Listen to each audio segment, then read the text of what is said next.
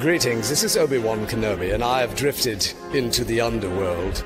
The Star Wars Underworld. I have a bad feeling about this. Here we go. We must go to the lower levels. The Underworld. You've taken your first step into a larger world. You're after something. Ben. Since I've started the Underworld, I've met so many great friends. Chris. I grew up in the 1990s, and mall packaging is nostalgic for me. Dominic.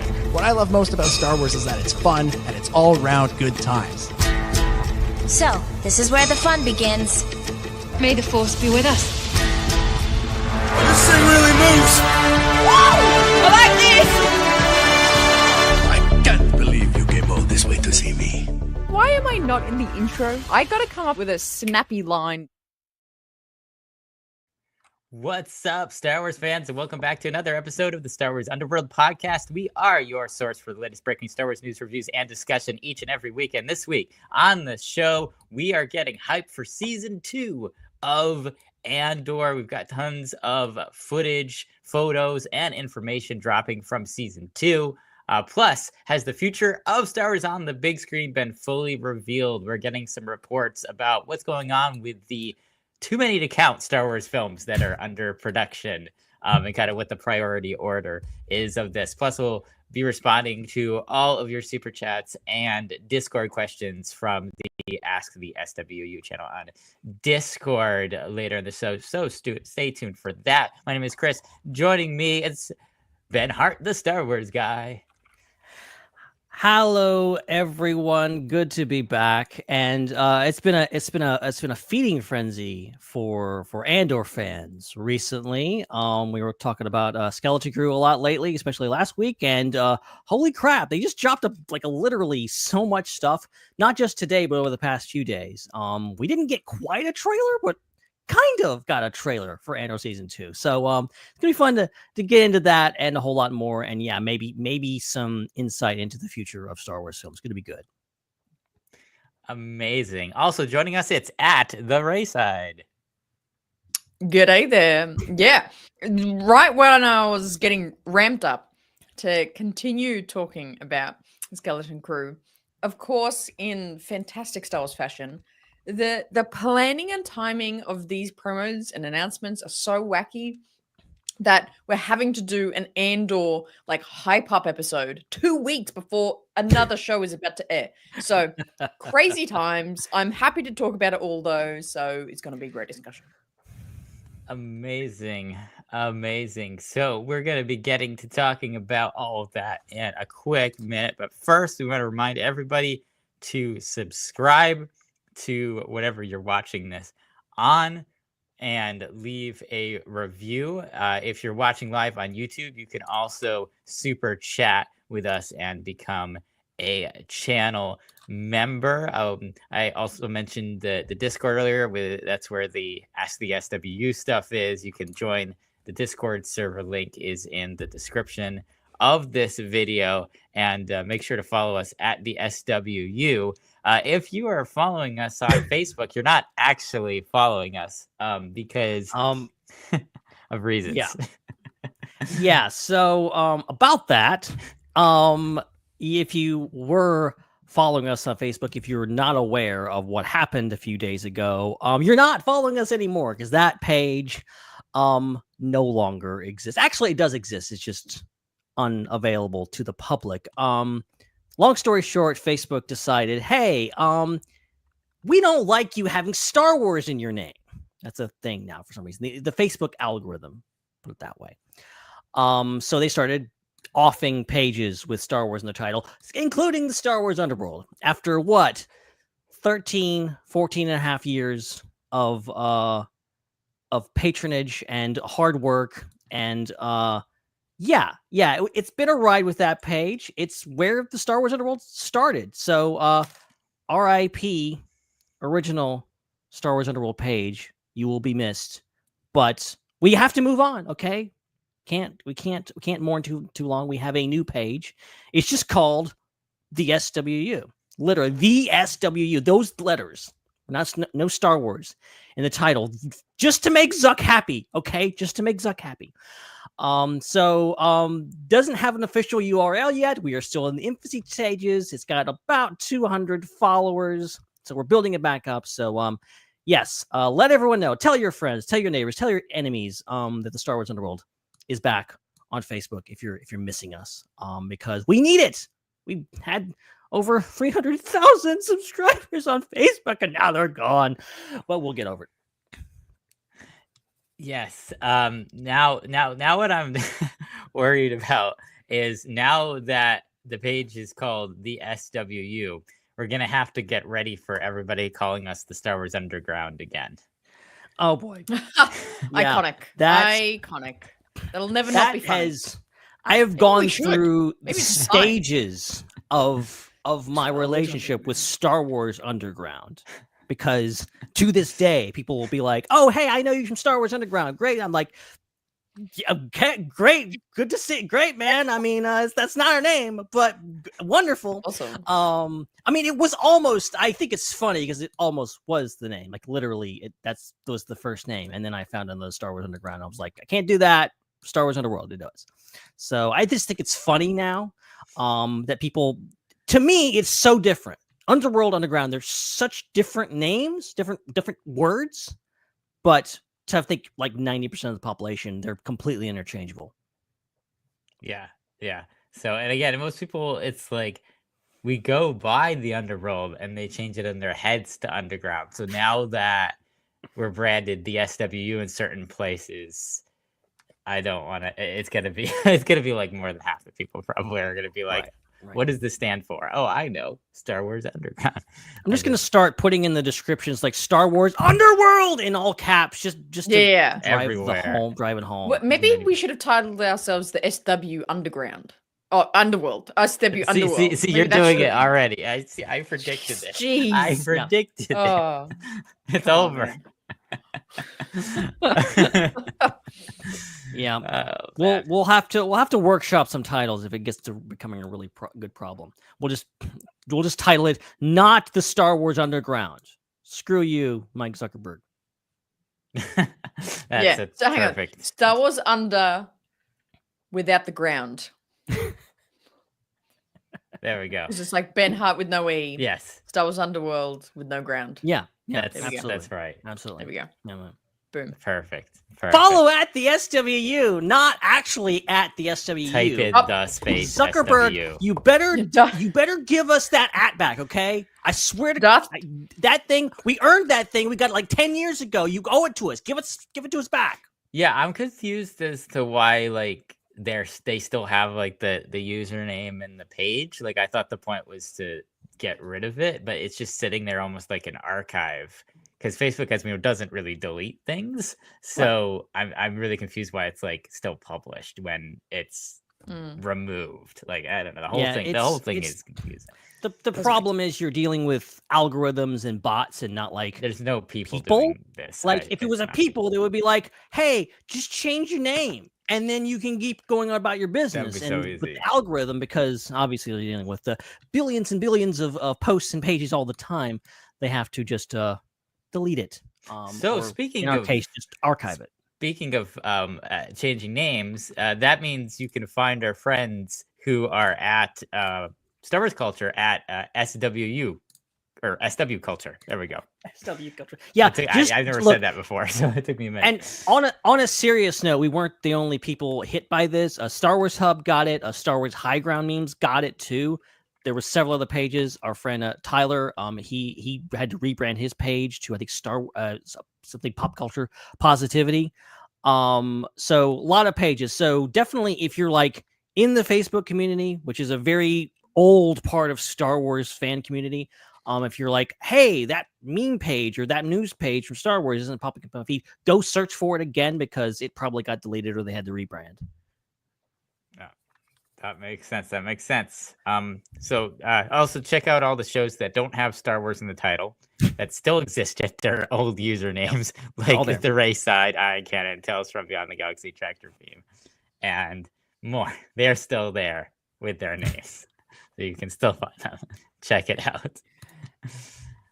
Okay, let's talk about Andor, the one thing that brings Star Wars fans together. Yeah, the one thing that we all agree on is the best show ever made. No one, there's no one out there that has any how I dissenting like it opinion. now. Oh man, yeah. Well, who would have thought? She was the last. Hannah was the last holdout. So once Hannah joined the Andor side, then one of us.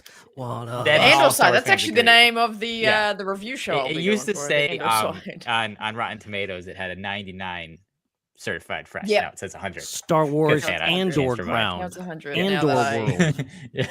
Tolerate it. Yeah. Oh, it's more than tolerate it. I engage with it. I think at this point, fresh. It's certified fresh. Certified fresh. You would eat the tomato if it was presented to you.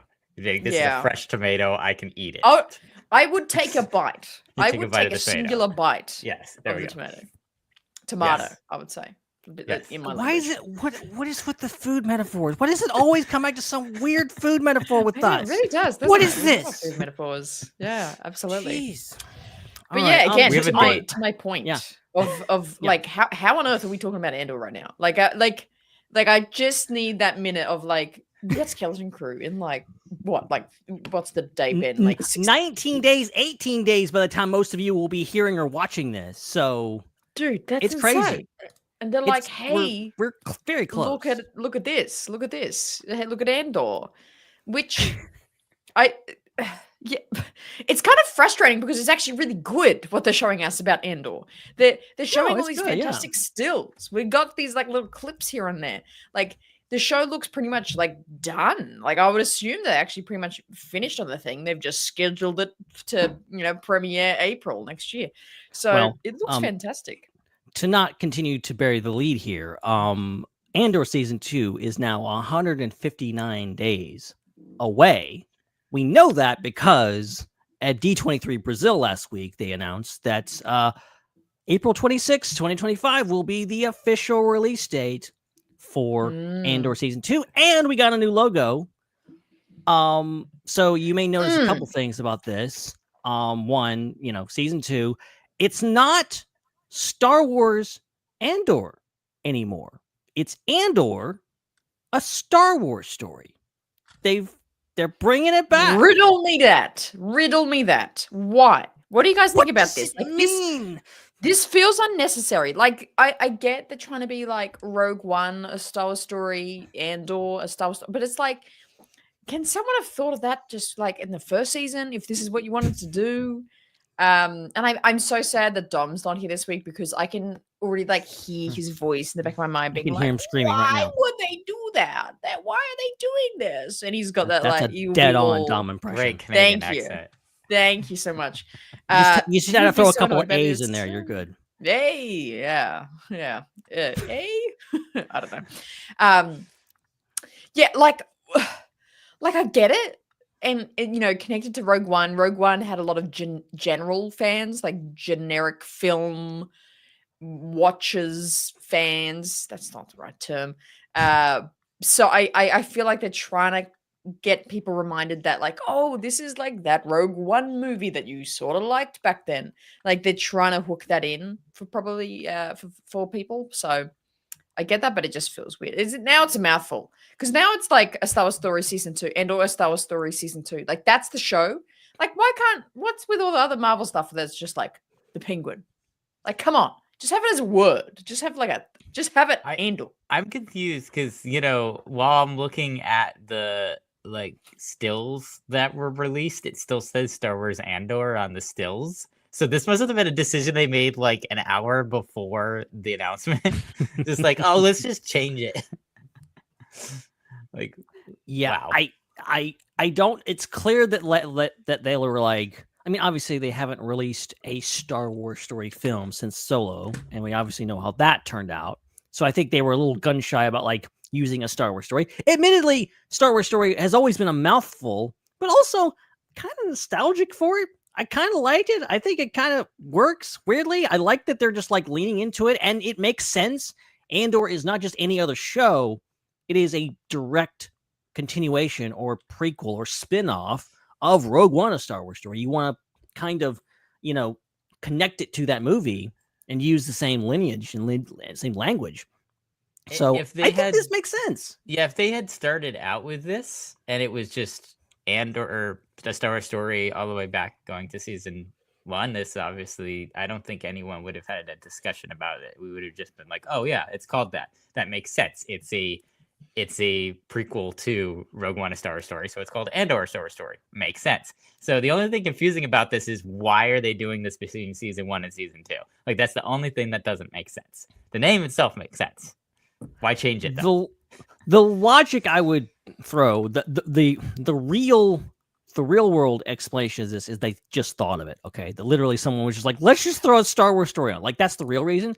But the if we're gonna pretend here, let's the theater of the mind here. Like I think Andor season 2 is getting closer to Rogue One. You want to tie it closer to that. You want to feel more like Rogue One. Well, okay, throw in a Star Wars story as the title versus just Star Wars Andor, which is every other show. Star Wars this, Star Wars that. Some, I mean, The Mandalorian really is just like The Mandalorian. It's not Star Wars The Mandalorian. They just kind of market it as The Mandalorian. Whereas I think certain shows, particularly seemingly Andor, they're like, we got to have that Star Wars title somewhere on there. Yeah, I don't know. Exactly. So go figure. But regardless of that, we did get lots of great footage out of this preview trailer that Disney Plus released. Well, yes. Okay, so let me describe this from my point of view as this happened. So I was just minding my own business at 5 a.m. in the morning on Tuesday. If you're wondering why I was up at 5 a.m., don't ask. Just don't ask. But the point of this is that I'm scrolling through Twitter and I see, there's a new clip from Andor season 2, which is a big deal because we haven't got any official footage from that. But I could tell immediately that it was pretty low quality, and it was also a part of another video. And there was this little snapshot, and this was the first thing that we saw was this great crowd scene. And I was like, okay, what's going on here? What is this? So I kind of did some backtracking, and some other people did some backtracking, and ended up finding this video. It's just called Coming in 2025 Disney Plus. And it's just basically this random preview of everything coming to Disney Plus and Hulu in the year 2025. That's things like the new Alien show, the Daredevil Born Again, all kinds of stuff, all kinds of Star Wars, the Ironheart show, which happens to have Alden Ehrenreich in it. So watch out for that. But then peppered through it, and one section in particular features a lot of really good Andor footage, like some legitimate, like some great shots. And we'll try to go through of them and kind of break them down a little bit. I know it's not quite a trailer, but damn if it's not really, really interesting. I'll go to you, Hannah, first. What was your additional impressions of this little teaser we got? Yes. Well, I mean, I'm trying to keep my cool guy energy by being like, I don't like Andor, but as we all know, I have changed my tune a little bit since the show coming out. And my biggest thing of always, and a lot of people talk about the show is just the quality, the absolute quality of production that is this show is fantastic. And again, this has just caught my attention. It's like even better. It's even grittier. And this is why it is so important that these shows have second seasons. Because if they said, oh my gosh, why there's balloons on me? Wow, what was that? Was that because I did a peace sign? You do. I think you do. Oh, yeah. Is it the heart thing or something? Peace. Wow. I think it's an Apple thing. Peace. Audio listeners will be so confused. Anyway, Andor, they could have said no more, but, it's all been planned like this. And I think it's so important because I feel like they've listened. They wanted even more grit, even more earthiness, even, fans wanted more Star Wars. And, the kind of discussion around how Star Warsy is it? It feels like a sci-fi, but not Star Wars. That was a little bit of a fan discussion, like around the show when it came out. But from these just short, the clips and also just the stills, like it's so Star Wars. I feel like it's really looking immersive in the textures, the ships, and destinations. So I'm quite excited for this season 2.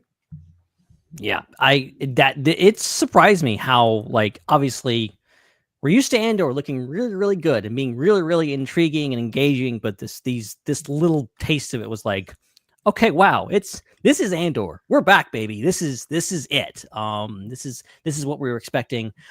Chris, what was your first takeaway from seeing this? Yeah, I mean, I don't need any hype for this. Like, Andor is definitely one of my favorite Disney Plus shows. I think it's one of the best Disney Plus shows. So I am 100% there for Andor season 2. But it's cool being reminded that this is happening so quickly on the heels of Skeleton Crew, and for that to be announced, because we've just been thinking about Skeleton Crew all fall. So I like the reminder of, it's not going to be a long winter of no Star Wars. The spring will come and Andor will come very, very quickly after Skeleton Crew wraps up. And it also excites me too, because with this premiering in April, that's when Star Wars Celebration is happening. So hopefully there'll be lots of cool things happening at Star Wars Celebration, like maybe an Andor season 2 panel, or maybe even showing us an episode or 2 of the show a bit early. Like that would be really, really cool. So I'm excited about the timing of this as well. But yeah, it looks really fantastic. And all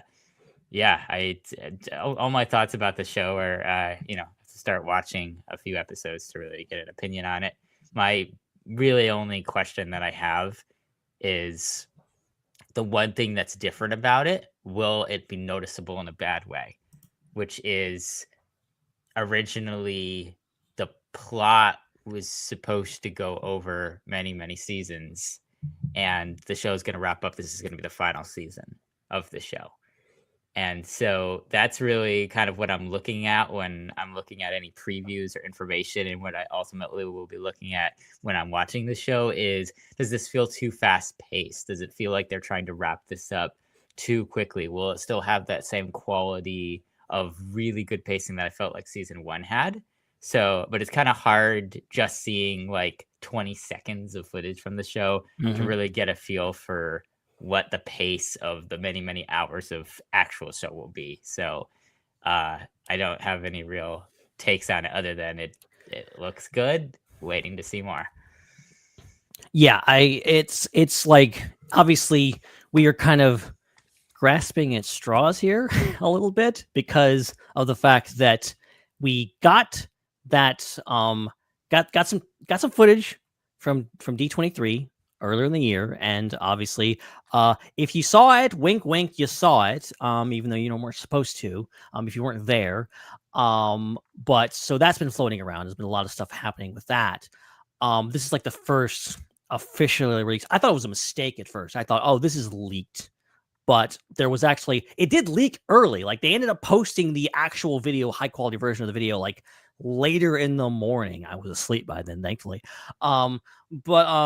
So I'm not sure what this was. I'm not sure, and there's some, I mean, there was big news out of all of this. Like there was some new footage from, like I said, Daredevil Born Again. I think that's one of the first things I saw was Daredevil Born Again, because I'm really excited for that show too.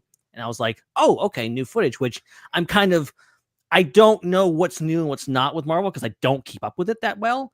But when the Andor stuff showed up, I'm like, okay, this is really interesting. There's a few shots. There's a shot on Coruscant. There's a shot of this shot here. And for those who, if you're watching this or you're listening in the future and you're like, I haven't seen this, where is it? Like, it's all of our socials. It's on I believe it's the Disney Plus, or I think it's all over the Star Wars socials too. I think you'd be hard pressed not to have seen it or find it by now. But it's really, really good looking. And obviously there's a shot of Cassian in what appears to be an apartment. You see the door open. There's some text in front of him, so you really can't see it in an earlier shot. But then he kind of goes in and he's talking to someone. Who's that? Some people speculated it kind of looks like Cyril Karn's apartment. Kind of. Oh, I hope they're sitting down for a bowl of cereal. Yes, we have to have a return of cereal. That's got to be in this season. Come on. Come on. Yeah, They go crazy on us. They've built him up too much. Come on, just sit down, have a chat, eat some 3POs. Come on, guys, it's not that bad. Just a So I don't know. He looks like he's meeting a friend, not a foe in this season. So I in this scene. So I don't know what's going on. But there's the next big shot that you see that's kind of that starts off the main portion of the Andor footage is this giant crowd scene. Stormtroopers kind of filing into this marketplace with people. Maybe people protesting, maybe something going on here. A lot of the speculation online is kind of pointing towards this being the Gorman Massacre, which is something that I believe was even part of Legends, is now canonized. It's a real bad thing. I don't know all the details, but it's a real bad thing that the Empire does, and they kill a lot of people. And it's basically the tipping point that leads Mon Mothma to decrying the rule of Emperor Palpatine and leaving the Senate, which leads her to hooking up with the Ghost Crew and her getting out of Coruscant and all this kind of stuff. There seems to be a lot of speculation that perhaps and there's also a shot later. I didn't get it in our slides, but it shows Cassian seemingly kind of amongst the crowd and then shooting at some stormtroopers or something like that. So maybe he's there. Maybe he witnesses it. Maybe he's a part of it somehow. Maybe he tries to stop it or just happens to be there, as it happens, as sometimes happens in Star Wars. But I don't know. What do we think about this? I think that we continue with the political, dark, and realistic themes of the show to show a bit of something like that. So that's really interesting, and I think it's interesting to kind of see how this ties into the rest of Star Wars, because the show kind of started off on a bit of an island where you have Mon Mothma there, but other than that, you don't have a lot of other characters that are well known in addition to the titular character. So I think it would be interesting to see the show tie into events and kind of be that true prequel to Rogue One, and also tie in to events and more events from like Star Wars Rebels and things like that are happening around the same time. Like, I think that would be cool to see that after the kind of expositionary introduction to the show was very isolated, but probably for good reason, so that it had time to focus on the new characters and the situation of the show. Yeah, I agree. I think like what you're saying, Ben, of it being this particular massacre and battle that we see, it'll make sense, because I think one thing that I was really excited by the end of season 1 is Cassian and Mon Mothma finally connecting and, starting to work together. So yeah, piggybacking off what you said, Chris, I totally agree. I think just the coming together, like I get season 1 had to set all these people up, but yeah, I hope this is a big coming together of all the forces and stories that we saw in season 1, to set up how integrated and a well-oiled machine the rebellion is starting to be now. So then obviously they're wanting this to be quite a direct connection to Rogue One, so we can see how that just runs into one after another. So yeah, could be a big final, could even be the finale, honestly. So yeah. Writing in from Blue Sky, follow us on Blue Sky. Catherine Neen, number 1 Andor and Cassian Andor fan, says she can't believe I can't have to be at work while this is going on, while the podcast is going on. Honestly, if you weren't at work, we should have had you on, Catherine, because no one knows is better. But I'm sure you'll enjoy the show in the future. But shout out to Catherine. She's been a very happy person. The one person in the world that's not depressed right now is Catherine Neen about everything. She's got everything she wants right now. So yeah, it's really cool. Okay, the next shot, the kind of the money shot, I think, is this shot of Cassian in what I thought. Okay, real quick, question time, trivia time for you guys. What is that ship called? Is that like a TIE invader or like it's some type of TIE. It's like TIE exterminator or something. Exterminator, is that the word?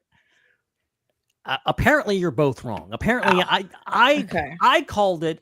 Here's what I said in our original post on all the socials. I said TIE interceptor. Oh, that's what I was thinking. Okay. So we're of the same mind. I'm thinking, okay, it's a TIE fighter with those pointy wings. Yes. It's a TIE. Interceptor. Yeah. No, apparently not. Apparently it's not a TIE interceptor at all. Even though it looks exactly like a TIE interceptor, it's not a TIE interceptor because about 100 of you freaking yelled at me all week saying it's definitely not a TIE interceptor. I've heard you. Okay, so funny. Lay off. Apparently, no, it's a TIE Avenger, which. Okay. Full disclosure, never freaking heard of that before. Also, apparently, it looks exactly like a TIE interceptor. So, I don't know. I'm as confused as you are, but it looks cool. Okay, it's freaking cool. Cassian is clearly in the driver's seat. He's stealing it, and yeah, the suities look good. I love that you can kind of see it in the screenshot. It kind of pulls out. And it's through like this molten crater in whatever door is in front of him. Just gorgeous shot. Any type of TIE fighter action. I think Andor won in making TIE fighters look the coolest and the most terrifying. Okay, I see the difference. It is actually a very clear difference. So. The wings the wings have kind of like a Batman kind of look to the top of them. It's got those 2 points. It can't be Batman. It's called an Avenger. Batman's not in the Avenger. It's got those 2 points coming out of the top of the wings, and I guess the bottom too. Is that the difference? Okay, yeah. Whereas the interceptor doesn't have difference. that. You acted like it was painted bright. I mean, pink. that's I mean, one is shaped like Batman, the other is shaped like the Mandalorian. We're not talking about we're not talking about the difference between a TIE Advanced and a TIE Defender. It's not that big of a difference. Yes, it's a difference, but maybe somebody might get it confused with a TIE Interceptor. Maybe you cut him some slack occasionally. I like this one better. I like the Avenger design better. I think it looks cooler when I have them side by side. Yeah, I do like, because I think other people were that also thought it was a TIE Interceptor were being like, oh well, don't those show up till Return of the Jedi? Because obviously they in the original trilogy they don't show up until Return of the Jedi, which maybe makes you think that maybe they had been created at some point, but maybe the Avenger is supposed to be a precursor. I think so. To that. That makes so much sense. Because come on, Interceptor, it looks freaking cool. That style of ship. That's the reason that all of Kylo Ren's starfighters looked like the Interceptor, because it's the coolest freaking TIE fighter. Come on. Yeah, 100%.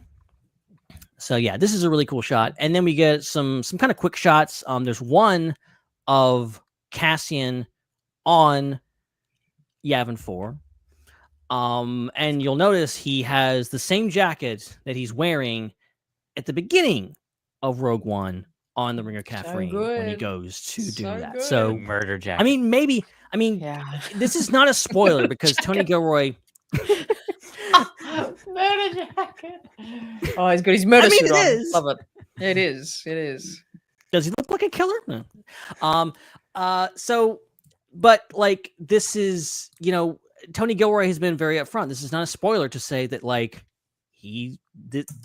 this show is going to end right before Rogue One. Literally, Cassian. The last scene will be Cassian going off to Ring of Catherine. So this very well could be the last shot. It could be the last shot of the whole show. I mean, we don't know. Oh, that's going to create such an interesting watch order concept for Star Wars. Because you could then do the Andor introduction Star Wars watch order and be get introduced through watching Andor, one of the best Star Wars shows. And then that immediately leads into Rogue One of the best Star Wars movies, which then immediately leads into A New Hope, the original Star Wars movie. And then from there, you can watch everything whatever order do you think is best. Yeah, it's really going to be I don't know. You can't there's no breaks in between. You're not watching anything between Andor. Like it's gonna be like the Andor watch through. You're gonna be doing the whole thing where you just sit down and watch Andor season 1, Andor season 2, Rogue One, then A New Hope, and then you're like, well, I got to continue the thing, so you just end up staying up for 28 hours straight to watch everything. I mean, if we're watching Young Jedi Adventures, I think it's going to be like 50 hours. Yeah, exactly. Yeah. So, used to be sitting down and just watching all the Star Wars things used to be a pretty manageable thing you could do. I've done it. Like 10 years ago, used to be a thing. You just sit down and just watch everything. No problem. One sitting. Not anymore. Good problem to have, I guess. Awesome. Got another shot of we got Bix Killeen and that guy who I cannot ever remember his name. I know he's the dude that the Empire did something to his. Was it Tim? Was he with 2 M's, or is that no, the other guy? No, Tim. No, Tim he's got, dead. Tim got trigger me. No, he's the one that died. Triggered. Trigger warning if you're gonna mention Tim. Bix's ex. He got off. This is the other one. This is the kid that the Empire did something bad to his dad, and then he threw a bomb into the crowd. Right. And then he got off. Yeah. Got it. Yeah, that guy. Sorry. This is Jeff. Who's with the 3 girl Fs. in the background? Jeff with I 3 know Fs. Okay. Catherine is screaming at her phone right now because I know she knows the name of this and she should be here. So that guy, and there's another person that I think is probably a new character. Haven't seen anybody actually identify her. So but cool. And they're farming. Really? You know, they're out wherever they're gone. And there's some other shots of Bix too. I think talking to Cassian. There's one shot I think actually she might have been talking to Brasso. So I think the gang is back. It's cool to get everyone. We know Cassian's in it. His name's in the show, but and okay, get ready for this one.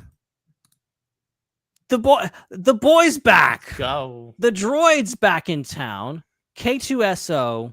We know it because we can pretty much confirm it that he's got the little yellow rings around his arms there. So that's pretty much confirmation. Also, why would they just show us a random KX droid? Why? This is It's gotta be K2.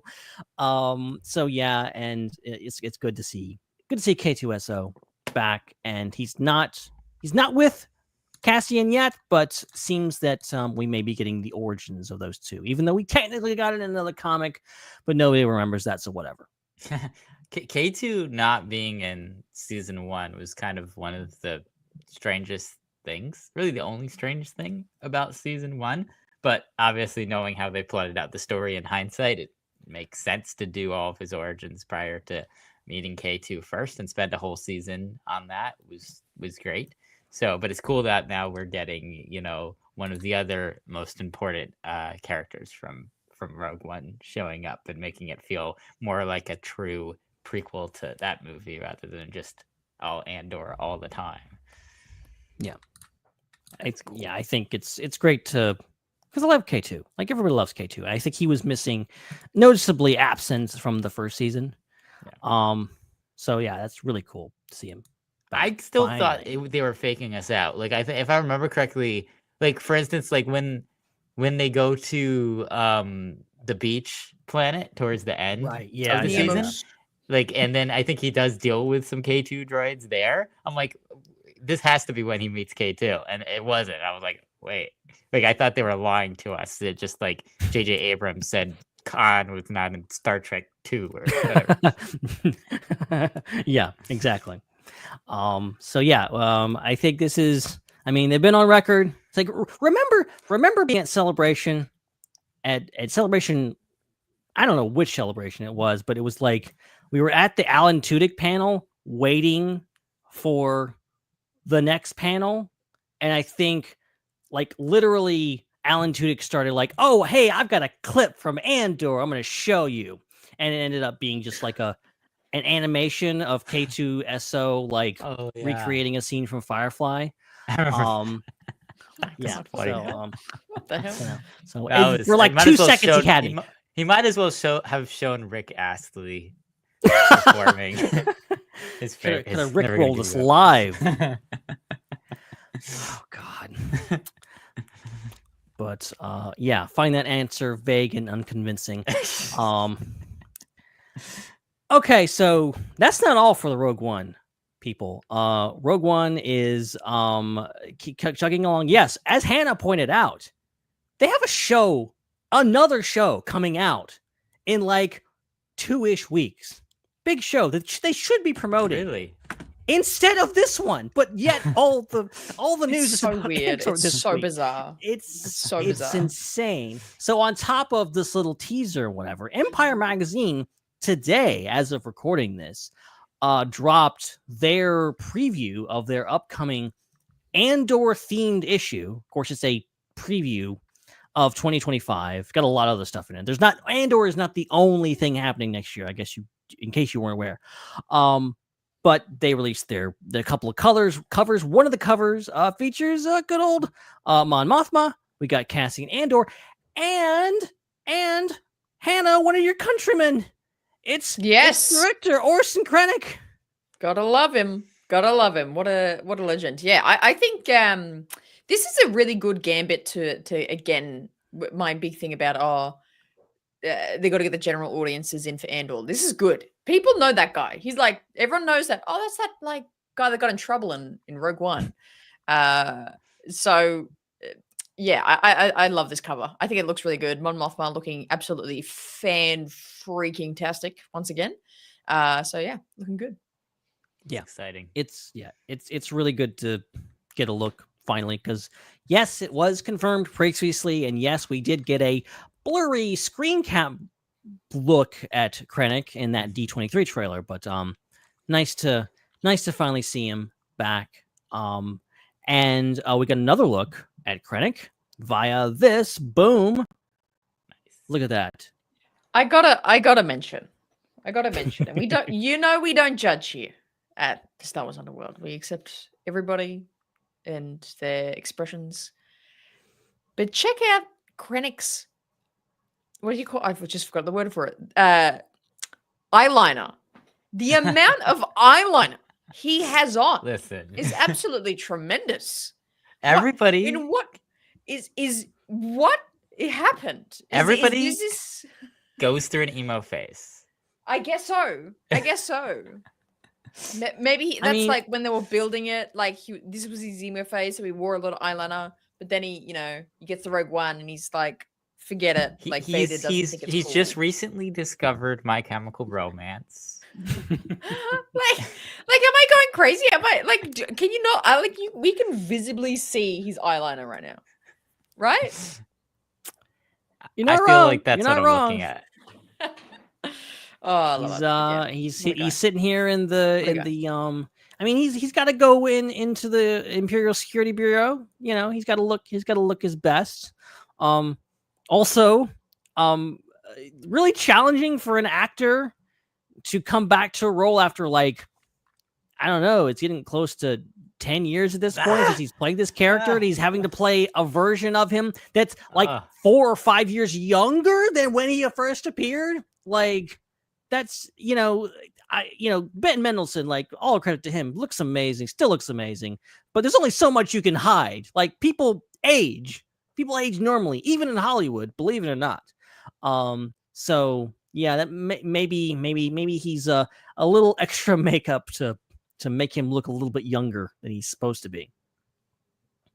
It's nice to be reminded they're not all vampires, because all I see are just pictures of Keanu Reeves and Natalie Portman, and I just wonder. Those two, freaking those and Paul Rudd is just like, what are you guys eating? What is your skincare routine? I need to know for reasons. It's at 10 times the vitamin C and the average human needs. I'm pretty sure that's what it is after a lot of research.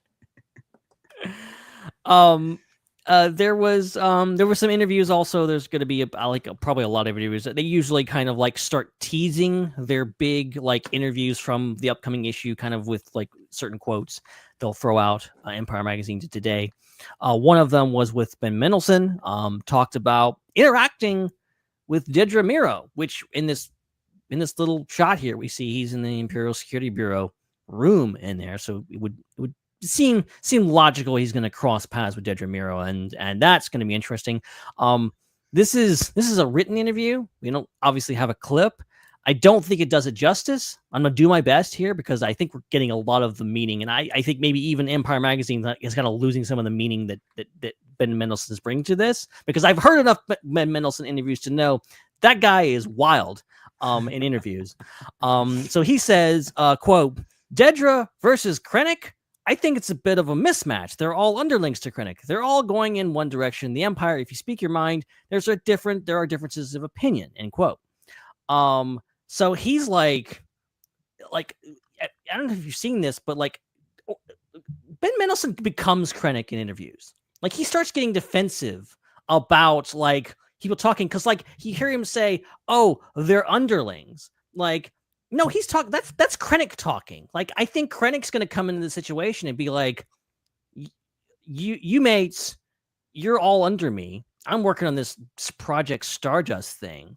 That's the most important project in the galaxy, and you're all under me." I think that's going to be interesting for him as a character to approach that, because he's in Rogue One, he's like dealing with people above him, Vader, Tarkin, all people that are his bosses, and he's just kind of this sniveling guy that's just trying to get by and trying to get control of his project. I think it's going to be interesting to see like him come up against Dedra Miro, who is a force to be reckoned with, but still probably outranked by him. Yeah, another thing that he said just prior to that was that he thought it would be cute. He was kind of being very like dismissive of it. It was like that would be cute. So I think it means to say like she's kind of a bug that he could squash. I think that's the meaning there. Which I Hannah, you love. Speak. You. Yeah, I do too. Yes, because I was gonna say, like, I feel like that would be a cool storyline, because Dedra has been built up that she's trying to be, a better Imperial, a better higher up ISB agent, and working her way up. And it would be really interesting if Krennic just flies in the season 2 and just goes like, "You thought you were like a baddie and like doing a good job? Nah, you haven't seen anything," and he just kind of schools her. I'd love to see that. Yeah. It's gonna be. I love, and again, having Krennic in this, I think, was something that I wasn't betting on. I wasn't like, oh, they're definitely gonna have him back. Like I thought, like, okay, they're just gonna continue this, and maybe we'll see some of these characters. It really feels like, especially, I won't give away any spoilers for anyone listening that maybe didn't watch those previous leaked trailers, but like, there's a lot of characters from Rogue One that are starting to show up again. And I think Krennic's a big one. They're just like, okay, we're getting close to Rogue One. Like, I'm not expecting Cassian and Krennic to run into each other. They're obviously going to be on parallel paths, but it's kind of this sign that these characters are on a collision course.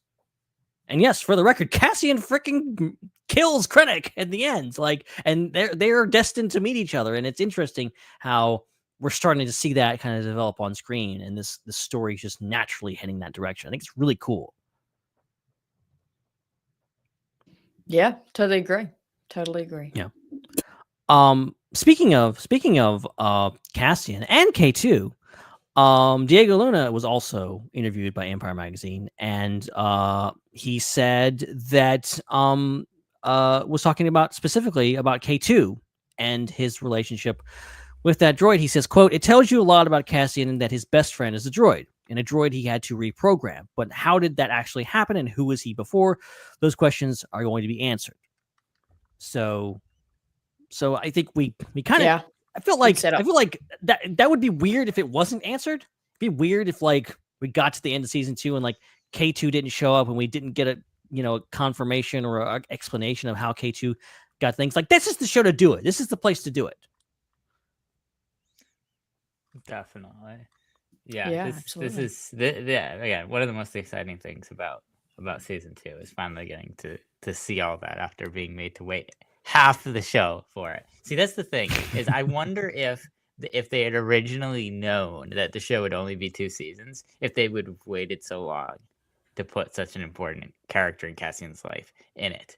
I mean that, yeah. So, but So it'll be interesting to see how much of him it gets written into season 2, given that change in the pacing. Yeah, fair enough. And I almost forgot to mention, in addition to that, speaking of Cassian, we got this great shot of Cassian in this really cool disguise, kind of a looks like a TIE fighter jumpsuit. Yeah, but not. It's got some orange on it, which was this is a TIE Avenger jumpsuit. It's different than a cancel, Ben. I'm you sorry. don't know anything. Jeez, Ben. Revoke my fan card. all those trivia championships I won don't mean crap. You clearly see the difference. They're Avenger. nothing. Good if you look at Lord. the points on the suit mean they're different. Oh, I didn't zoom in enough. It literally says TIE Avenger costume on the sleeve. Yes, in our boy, patch. am I stupid. Yes. But in all seriousness, like in this photo, my brain cannot even like comprehend what is that like a joystick in front of him? Is he holding something, or is that behind him? There's a little thing. It looks like a joystick right up to the right of him. There's like a thing, and there's like a cylinder thing. Looks like you put your arm through maybe to like control it. It's real weird. You know what?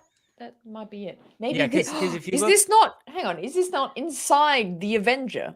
Yes. Maybe this is. Oh it. yeah, this is got to because it's the same costume I think he's wearing in the other shot. In fact, boom. Yeah, it's different, or is it? No, that's the same.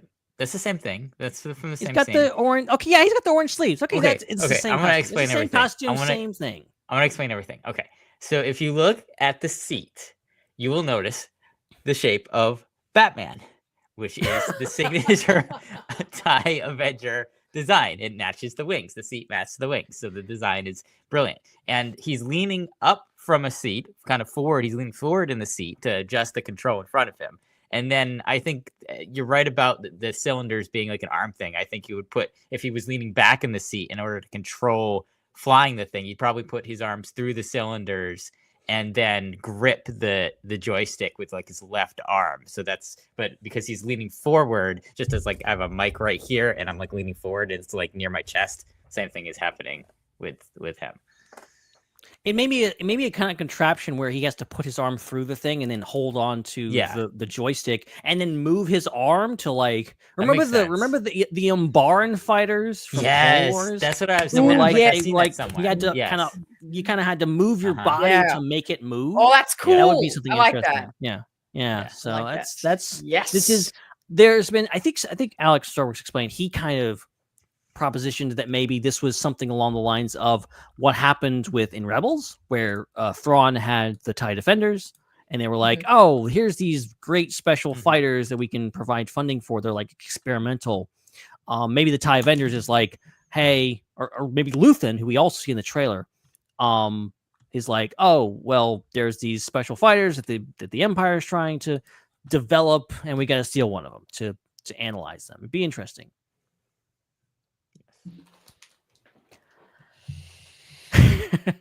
What's cooking? What's cooking? Yeah. I can see the brain working.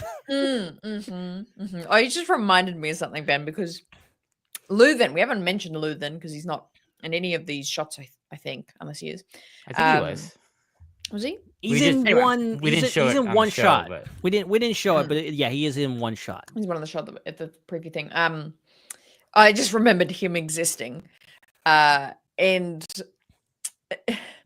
I need some sort of closure in season 2 about Krieger. Who was Krieger?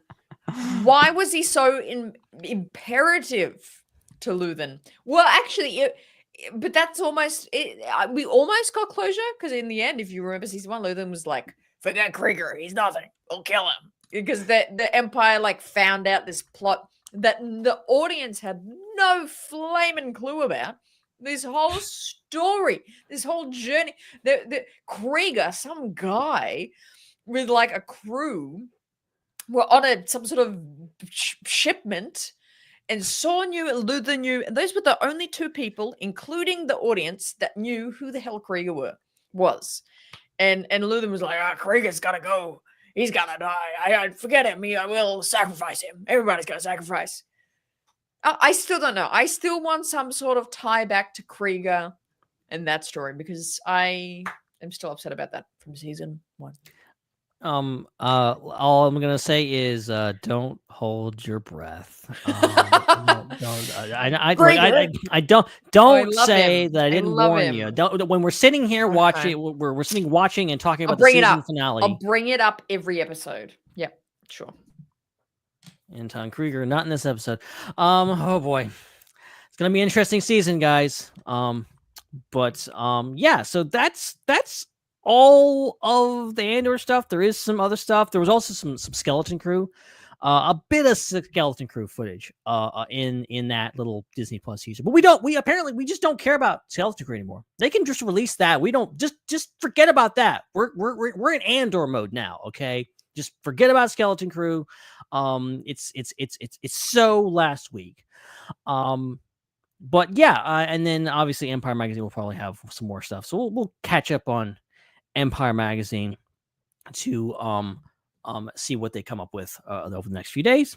But okay, so there is okay. Oh my gosh, Skeleton Crew news. We have Skeleton Crew news. Oh my gosh. There is one update. And we know the composer of Skeleton Crew, of the music, I should say. Because what would he can be composing? I don't know. But the composer for the music, and I thought I heard this somewhere, but they have now confirmed it.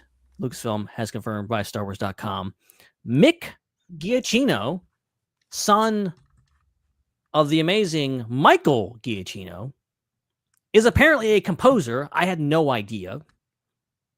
He just got done working on The Penguin, and now he's going to be scoring the score, or probably, I would assume at this point, has already scored the music for Skeleton Crew. So, Giacchino and Star Wars is a family affair. Hopefully. Yes, hopefully he's done the scoring. It's 2 weeks away. What do you mean? Yes, he probably did that a year ago. What, he just woke up today. He's like, oh, crap, that's due tomorrow. I got to submit that. Oh, my gosh, yes, I love it. But yeah. It's always interesting, hearing the announcements of who's scoring what. And yeah, same thing. I didn't really know his background, never heard of, knew he was a composer. But looked into it, and yeah, like you said, he's got some great credits to his name of composing various shows and things. And so yeah, I'm very excited for Skeleton Crew's themes. I don't think, much to the complete disarray it sent the fandom, I don't think the whole show will be Major Tom in various Huttese or Andor Star Wars languages. Damn. Actually, in fact, it's just going to be a variety of David Bowie songs. No, it's. I think that's one thing about all Star Wars live action shows that I can confidently say is my favorite thing about all of them is their scoring. Acolyte, not so much. Actually, Acolyte did drop points for me. I don't think the scoring for Acolyte was too impressive. But you think of Book of Boba Fett. Book of Boba Fett's theme. Powerful, intense, catchy. Kenobi, my God. Kenobi has a new theme. You have the Inquisitor's theme. It's absolutely incredible theme. So good. So the live action shows across the board, whatever you think of them, I feel like have a good scorecard of music. So I'm excited. I'm excited for a whole new set of themes. Yeah, that's what I think about that. Yeah, no, I think there's been a lot of. I will occasionally go to Spotify and just there'll be a Spotify playlist just of Star Wars TV music, and there's so much good stuff. Like I'm like you. I wasn't supremely impressed by the Acolyte score, but still, there's some good stuff in there too. Even Obi-Wan Kenobi, which I didn't fully care for that score a ton either, it still had some good stuff. So they're all very well done from things. Some are on par with movies, in my opinion. So yeah. looking forward to seeing what Mick Giacchino brings to the table. It already sounds good. I don't know. I think sometimes trailer music is not always done by the composer. I think that's just done by trailer music people. But it sounds David good so far. Bowie's, So we'll see. Ghost. Hey, look, if he wants to keep working, that's fine. Like Ghost music, hell, sounds good to me. I love Ghost music. Haunted Mansion is great. There you go. Ooh. That's Ghost music. Oh, wait, you got a hit right there, bro. Boom, nailed it. Going a million that's it. views on That's all. Spotify right now. That's all. Okay, so the last story of tonight is kind of a big one. I don't think we're supremely qualified to actually like break all this down, because it's a lot. I really do recommend going and reading this article. This is from the Hollywood Reporter. Boris Kitt did another big expose of sorts on kind of the state of Star Wars and the state of specifically Star Wars films. And this big insider report talking to various people. Obviously, it's like, I've got a source here, I got a source there. You're going to see a lot of quotes. You're going to see a lot of stuff said about what's in this article. I definitely would just like go to the source, like take some time. It's not that long. Just read through it. If you're listening to this, you will be interested by what is said in this article because you get the full context of it. And also kind of like understand that like you have to take it with a grain of salt. You can't take this as like the gospel, because not only is it insiders who could be BSing us or BSing people. I mean, not to say Boris Kitt doesn't know what he's doing, because he absolutely does, and he's done this before. But ultimately, it is like, it's not like he sat down with Kathleen Kennedy and was like, "Oh, let me tell you what's going on behind the scenes at Lucasfilm." No, it's like it's the associate producer, it's the grip, it's the person overhearing stuff on set, and they're getting into this thing. So it's pretty things. It's pretty interesting. It kind of gets into why there's been so much trouble behind the scenes with Star Wars. Why we haven't gotten a movie in 5 years, and also why we've been getting TV shows instead. They kind of get into there's a great thing towards the end of the article that kind of goes over like the fact that the creators and executives kind of consider the original trilogy to be the Old Testament, if you will, putting it in biblical terms. And they're kind of like, there's a lot of disagreement over like what to do and how to move forward with the films, because they feel like it should be something special. Versus they're giving a lot of more leeway to the TV side of things, which is why we've gotten so much TV stuff. But the big takeaways here is that apparently they believe that Rey Skywalker is, quote, key to the future of the entire franchise. And they believe she's the, quote, most valuable cinematic asset that they have. And that the plan currently is to have Rey appear in several upcoming films, not just the Charmin Obe-Chuno movie, but several movies. So they've brought Daisy Ridley back not only to lead that movie, but potentially have a role in multiple projects and have her kind of be the face of Star Wars, which is kind of an interesting choice. I'm not sure how I feel about that, to be honest, but anybody want to chime in on this one? Sorry, I forgot I was not on mute. I have just mulled this over deeply for days now, because I find this all so fascinating. I find the news fascinating. I found how this is even being talked about and discussed about to this level interesting. I don't really find what all these random bozos are like, oh no, that's not what happening. Care. I don't really care about what they're saying. But everything else is very interesting. It's like, oh, okay. Why? How is this? Like a little bit, I'm like, this is kind of, it's not announcing anything, but it's talking about something fairly detailed, which Star Wars have always been super secretive about, especially their movie plans. So this has kind of come about in a bizarre way. But talking directly to what is the kind of alleged situation for what they're looking forward to for movies, I think it makes sense. I think the phrase and the term the most valuable cinematic asset is something that a lot of people are kind of misunderstanding. I think a lot of people are kind of taking valuable cinematic asset as favorite character.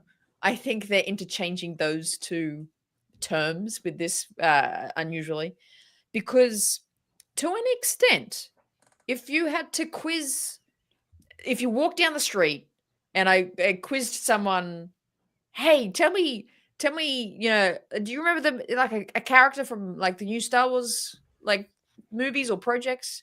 They probably go, oh, is there a girl or something? Is there a girl, Ray? Like, you know what I mean? Like, out of anything to the general population, they probably could remember something about a girl and probably being Ray. And I think that's what they mean. That like the kind of familiarity, I think, is there with Ray, where the shows and the stories that they've been doing, it's a smaller audience. It's coming out on Disney Plus. Ahsoka, Star Wars fans only know Ahsoka. Boba Fett, more people know Boba Fett, but it's like this weird tier system of how recognizable are these characters. To be fair, Boba Fett's probably very recognizable.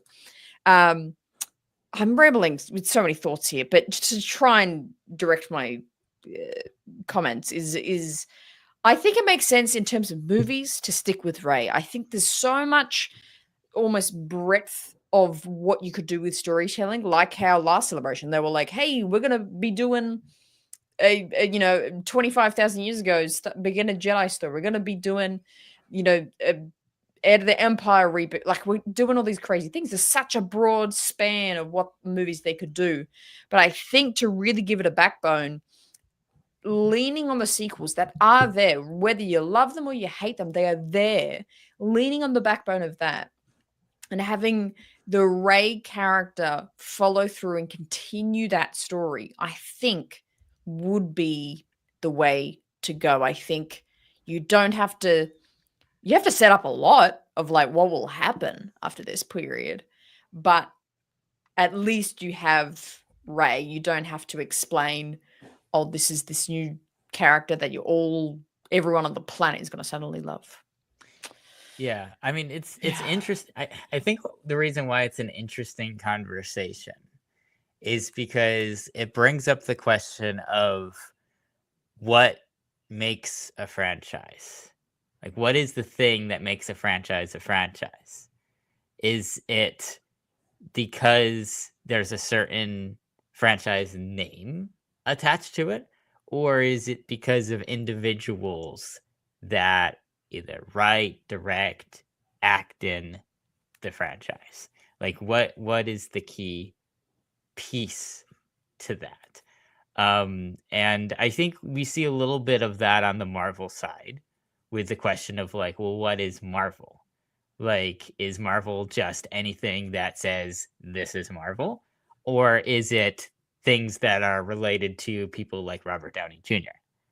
And I think Disney's choice to bring Robert Downey Jr. back as a completely different character than Iron Man suggests that they think that a huge key to the Marvel Cinematic Universe is the one guy, Robert Downey Jr. So I think this is kind of them giving Star Wars the same treatment and saying, okay, is Star Wars really just anything called Star Wars? Because they saw how it looks like the Acolyte was disappointing in its viewership numbers, not enough for them to want to renew it.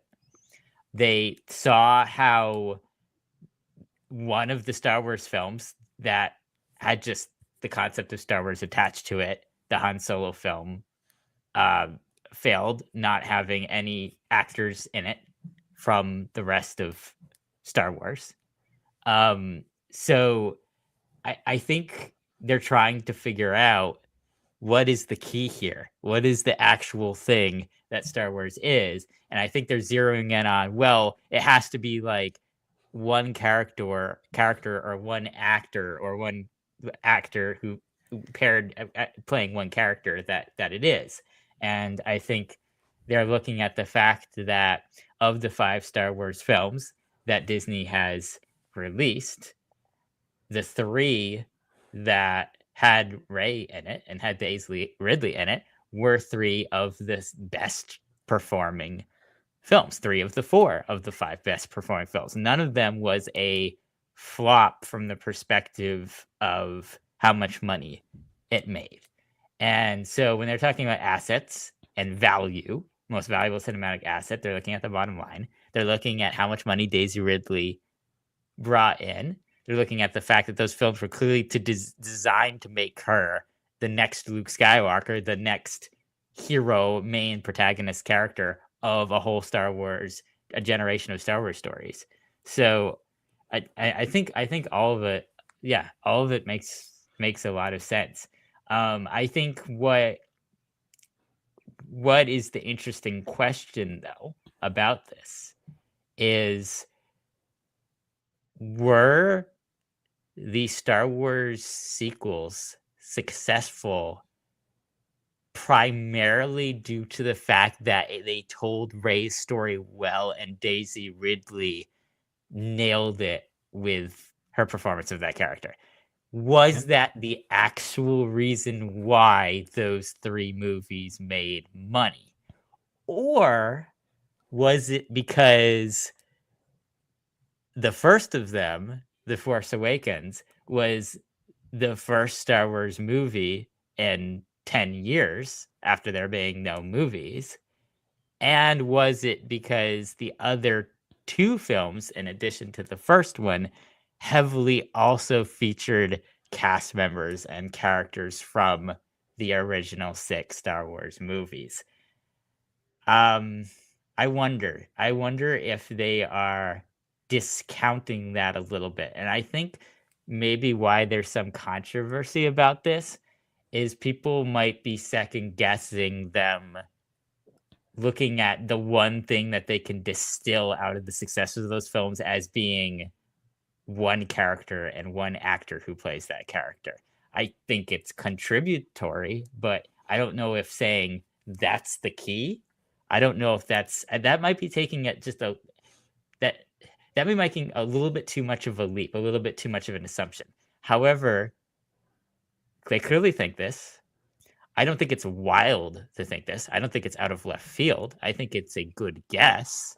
And ultimately, we're going to find out, because they're clearly going to make more movies with her in it, clearly, and we're about to talk about that. So we're going to find out if they were right or not in several years when these movies are made and start coming out. We're going to look at how much financial success they have and if they're able to pay for themselves. And if they're able to make their money back, I think they would have been right with this. If they're unable to make their money back, then we'll find out that they're wrong. I think speculating about whether they're right or wrong is kind of a waste of time until that happens. I think we just have to wait and see if they get their returns on this investment. But as a Star Wars fan, I like the character of Rey. I'm not opposed to seeing more of her. I will be excited for these films when we finally start getting some more details about them to go off of, other than it's a movie about Rey or a movie that Rey's in or movies that Rey's in. Because I also need more details than that too about what these films are about, not just about one thing. But I think we have to. It's a wait and see type of thing, because it's like it's an educated guess that they're making that this is the thing that they can. This is the magic thing that they can take out of the sequels and then transplant into other movies and then say, okay, they will be as successful as the sequels, because we've taken this one thing and built it around this one element of these movies. One thing I want to bring up and kind of as a question, say, and like it's fairly, like I'm feeling like it's fairly reputable that this is kind of a general overview of what is happening at Lucasfilm right now with movies. It's in the instance that is true. What has already been announced is Sharmeen Obaid-Chinoy is doing a Rey film. Right. What is now feel like that is being discussed is a trilogy of Rey films. What do you guys think about the idea that I feel like the sort of story and idea and what was going to happen in a singular Rey movie by Charmin Obaid is going to be, their favorite word is going to be shelved. And they're going to put her on pause because they go, actually, we have a more cohesive 3 movies here with Kevin. Do you think that's what will happen? Kevin, is that his name? Feige. What? Not Kevin Feige. The other Kevin. Yeah. Wait, who are we talking about here? The guy that's I got something. Oh, Simon Kinberg. Simon. Thank you. Sorry. Yes, but Kevin Kinberg, famous writer producer Kevin Kinberg, the Kevin Feige of the Star Wars universe. Simon Kinberg. Yeah, there we go. Yeah. Yes. Do we think Charmin's still going to do this movie, a singular movie? My question. Okay. So this is actually, I was going to bring this up. This is actually addressed in the THR article. They say that according to sources they've heard, that the Charmin Obaid-Chinoy movie and Simon Kinberg's trilogy are on a quote collision course, and that at the very least the two things may be connected in some way. They don't give any details, and then obviously they don't know any details, but it seems like, you know, we're hearing that could be episodes 10, 11, 12, what Kinberg's working on. We know for a fact Daisy Ridley is going to be in the new Jedi Order movie. It would make sense. I mean, we talked about this last week, how this could be, you know, a jumping off point. And, you know, there was a report, I think, recently about, Rey is going to be kind of like the Obi-Wan figure of the new Jedi Order movie, which is kind of what I expected, kind of falls in line with what I was thinking. But this is like kind of setting up, there's more to this. There's way more to this. And it could mean, that that the Kinberg movie is maybe at least involving her, and there's going to be maybe even more stuff. Chris, do you have an answer to my question? Do you think a singular Rey movie and the trilogy will happen, or will it become just the trilogy? Ooh, I love that face. That face says it all, man. I think that it could be a situation where there's one person who's kind of overseeing all of the films, but there's individuals who are given the task of overseeing individual of the films. So kind of like how maybe the sequels should have been. Like they maybe should have, it might have been fine to still have Rian Johnson direct episode 8, but maybe they should have had J.J. Abrams give some input into that film so that the 3 films cohered a little bit better. And that originally, with maybe if he was helping Colin Trevorrow wouldn't need to leave the episode 9 project entirely if Abrams was also helping him with dealing with how to rewrite the film without as much Princess Leia. So I think that's kind of the situation. If I had to guess based on what they've done in the past, is I think she's going to still do the film, and it's probably just going to be the first film of the 3, but he's going to be still listed as like a producer or like somehow overseeing the film as well, because it's going to be part of a larger thing. So I think what they're saying is this thing that she's doing is now a bigger thing, and then he's the one that's in charge of the bigger thing, but she's still doing the small thing. I guess if I had to guess based on the information I have, that's what I would guess. Well, and you have to consider it, like if you want to go full tinfoil hat here, like you look at this news coming around, you have, Charmin Obaid-Chinoy working on this movie. We know Stephen Knight was writing it, and then he leaves the project, and then literally within days of that news coming out, we hear, by the way, Simon Kinberg is working on a trilogy of movies. He's not directing them, he's producing and writing them. And it's very easy to make that connection, which is why I hesitate to make that connection, because I'm like, is that really even what they're doing? Like, is it just kind of happenstance. The reports didn't say they were connected, at least not until now. But now they're saying like, okay, well, maybe we're talking about the same thing here. Maybe we're getting our lines crossed, and it's just where this is heading.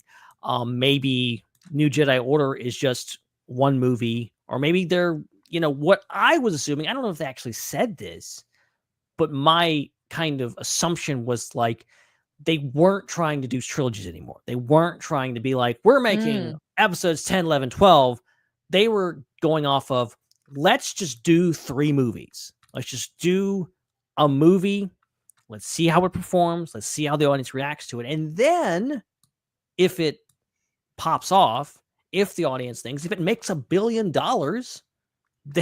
then we'll make 2 more movies. We'll make a sequel. We'll do it, like they used to make sequels. Things weren't planned out years and years ago. They just made a movie, and then if it did good and it made money, they made another one, and they made 12 of them. And that's here we are with Star Wars. They didn't announce, like George Lucas wasn't like, oh, well, I have, he had plans, but he didn't plan on making them. He didn't know Star Wars was going to be successful until A New Hope came out. So I that's what I thought they were going with, but maybe not. Maybe they are back in the, we're going to plan this out. We're going to actually commit to a trilogy. And that's good.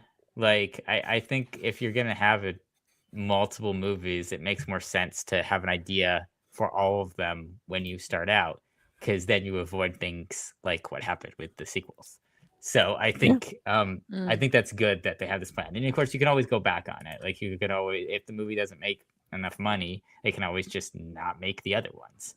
That's okay. But I think going in with a plan to make the other ones and just assuming that it's going to be successful, you always want to go in assuming it's going to work until it doesn't. And so I think it's good that they have a plan for that. It makes sense.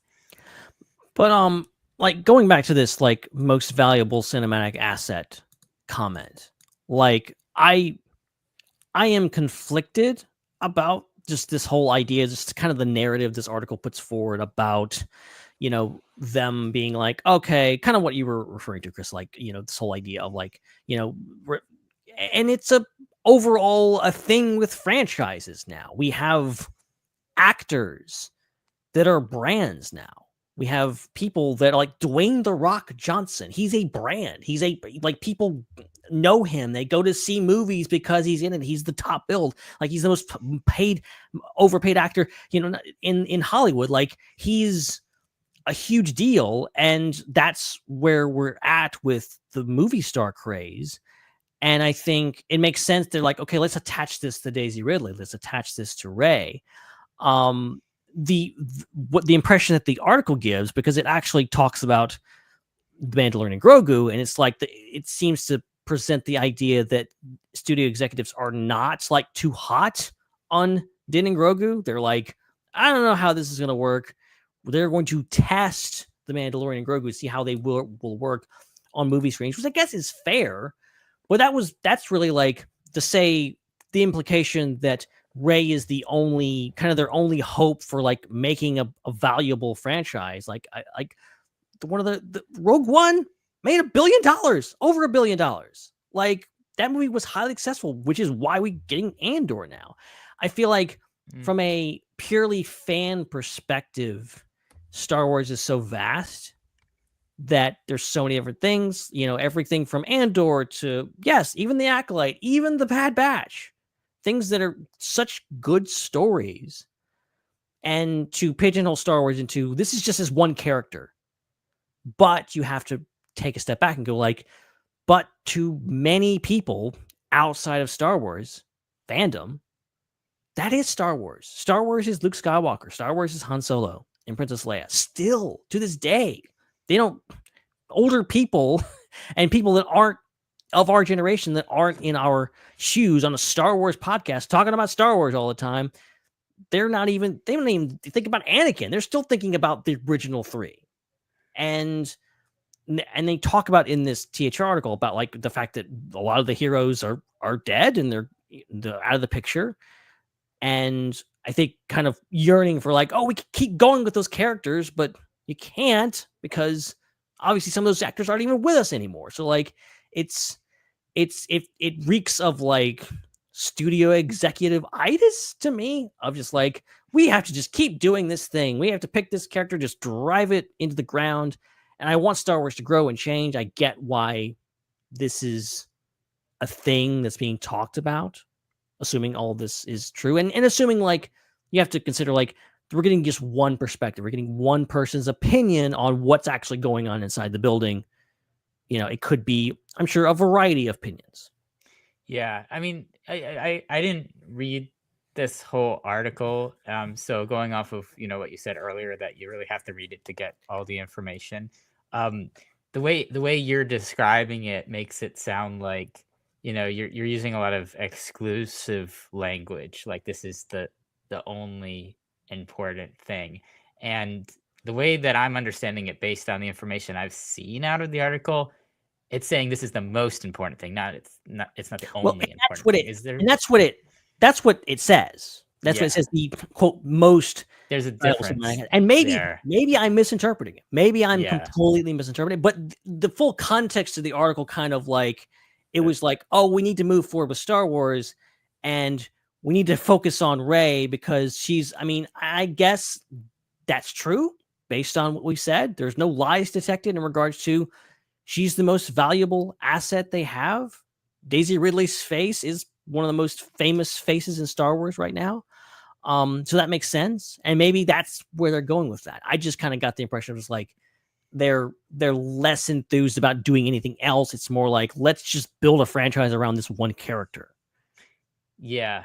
And yeah, I think that's what's interesting, is seeing the cinematic universe as a separate world than the rest of the universe. Like, I think maybe that's where the disconnect is coming. Because if you're looking at it, the fact that they're saying they're going to test Mando and Grogu on the big screen, and at the same time they're saying we're going to make like 3 or 4 films about Rey, suggests to me that there's this disconnect where they're just assuming that no matter what Star Wars is outside of the films, it doesn't matter.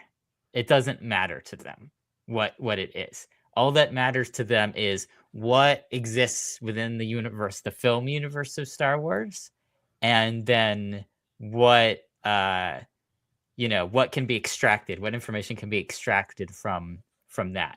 Like, I think that's the disconnect, because obviously, like, us as Star Wars fans, and I feel like we're in the same realm as the general audience in this regard. The people that wouldn't say they're a Star Wars fan, but just watch Star Wars things. We think of Star Wars as being so much more than the films. We think of Star Wars as being the Clone Wars and all the Disney Plus shows, and the video games. And I think to the general group of just consumers, I think they think of it that way too. I don't think anybody would call Star Wars primarily a film franchise anymore. And I don't think it's been that for a very long time. So it's kind of odd to hear executives talking about it, speaking to it as if the film franchise is separate than everything else, and what happens to the future of the film franchise is only dictated by what has happened in the past of just the film franchise. I think that's where that comes from. And so I get it. I get that hesitation there of that, but at the same time, I think that might be the same. I think that might be the same narrow-sightedness that might have caused Solo to not do as well as it could have. Because Solo, from a perspective of a film universe, makes more sense than it does as from the perspective of the Star Wars universe in general. Like, if you look at what had come out prior to Solo, it's like half the things had to do with Han Solo or more that had come out prior to that. So it makes sense. Oh, this of course is a home run. Han Solo is a common denominator of like half the things that have been successful on the screen. So clearly, just the fact that it is about Han Solo and called Solo means it's going to be successful. It doesn't matter how we market it. It doesn't matter when we release it. Nothing else about it matters. because it's solo, it's gonna work. You Yep. can change the directors 3 times, doesn't Oh, matter. yeah. It No doesn't matter. problem. Wink, wink. Yeah. So I think that this is the concern here is, are they following it into those same mistakes again and saying, well, because more than half of our films since 2015 have had Rey in them and they've all made a bunch of money, we can just build an entire thing around Rey and Daisy Ridley and just automatically it is our best shot at success. It is our key to success, as they call it, because we're building it around our, quote, most valuable cinematic asset.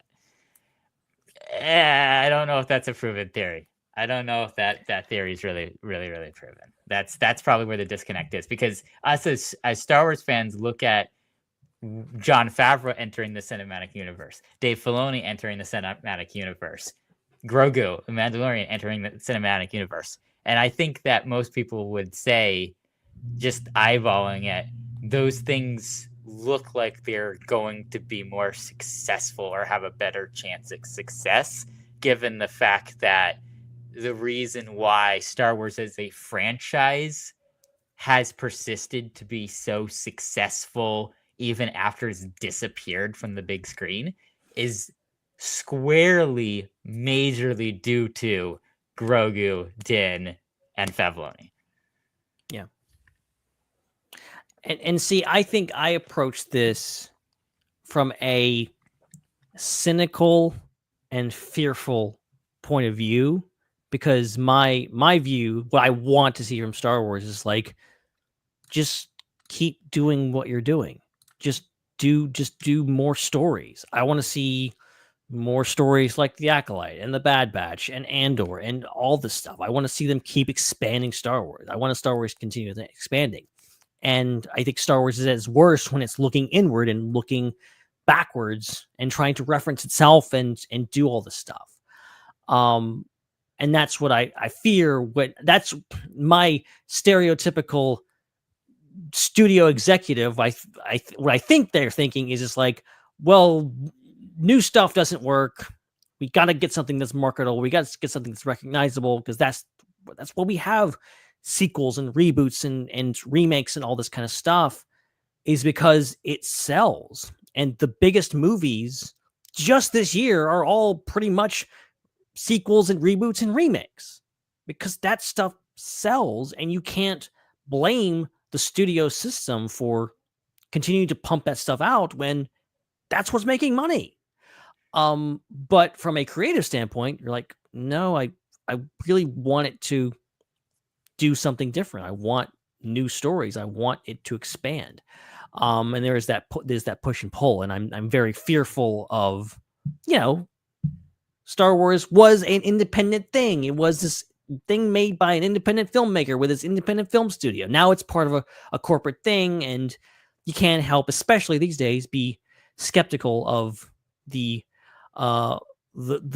infinite wisdom of corporations and the people that run them. And here's the thing, it's just thinking about this is, so where are the majority of successful Star Wars stories in the timeline? Where are they? They're in the gaps between trilogies. And I think the reason for that is because you already have an established framework for where the overall big picture is going, but you can focus on the details of individual characters and situations within that framework. So I think that's why, when you look at majority of very successful Star Wars things, whether it's Andor, The Bad Batch, Ahsoka, The Mandalorian, Rogue One, all of these things, the Jedi video game franchise, they all exist between trilogies, either in that Dark Times era between the first and second trilogy, or in the post Return of the Jedi, Empire's still around but has collapsed because Palpatine is gone era, and the Imperial Remnants era. Like, I think there's a reason for that. And so I think what's an issue here is I think that instead of building a franchise solely leading up as a prequel to the sequel films or immediately happening after it, in the same way that, like, say, the Dark Time stuff was developed or the post Return of the Jedi stuff was developed. Instead, they've gone and leached off of other successful parts of Star Wars and built things around that. And I think then you end up with a problem when you're talking about just going and starting essentially a new trilogy, a fourth trilogy, a fourth timeline. I think you end up with a problem there. Because you're breaking up into this new space that is undefined and you don't know what's going to happen. And so I think the first failure that they made is that instead of making The Bad Batch and The Mandalorian, they should have, and really Star Wars Rebels too falls into this. Instead of making those things, they should have made the first Star Wars animated and live action shows as either prequels or sequels to the films that had just came out or were in the process of coming out. I think if they had done that, this whole thing wouldn't be a discussion at all. And we might be super excited for more Rey movies because Rey's already been on Disney Plus for a certain amount of time being continuously developed. And it's just a continuation of that.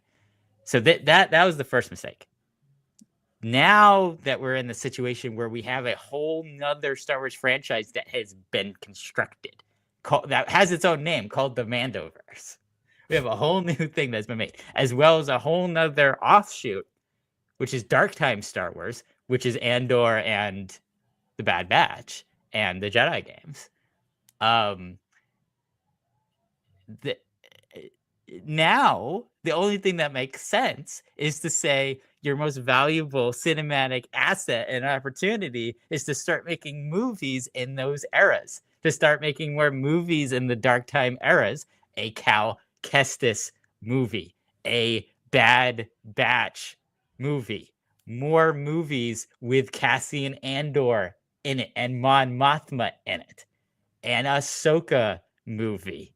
And they're already doing this, but to not say, oh, we're just testing Mando and Grogu, to say, no, we are going to be making a bunch of Mandoverse movies about Grogu and Din and the Mandalorians and all those characters. And there's gonna be Dave Filoni and Jon Favreau everywhere and anybody involved in that ever. Like that's what makes sense. I think if they had announced that, and that's what this or if this article had reported on that, I think people would be like, oh my gosh, yes, that makes so much sense. Yes, to make a movie from the Jedi games, to make more movies off of the success of Andor, to make more movies off the success of the Mandalorian films. No one would be questioning that at all. And if they had said our most valuable cinematic asset are these shows and games that have come out that have been wildly, universally popular with all Star Wars fans and general audiences, people would be like, that makes sense to say that. But instead, they're revisiting an old division for Star Wars that at this point is 10 years old and say something that a lot of people, it's not even in the cultural zeitgeist anymore. People aren't talking about it. Like, yeah. And they're saying, no, that's where our money is. That's where our money is. And yes, you did make a lot of money. You made like $2 or $3 billion off of it back then. But to say that and then not mention or skeptically mention all the stuff that has happened over the last 5 years, I get why it sounds kind of strange to people.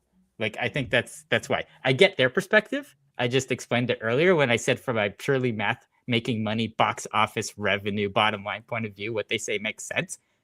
These are literally where the money came from in the box office. They're going back to the source of the money, where it came from in the box office.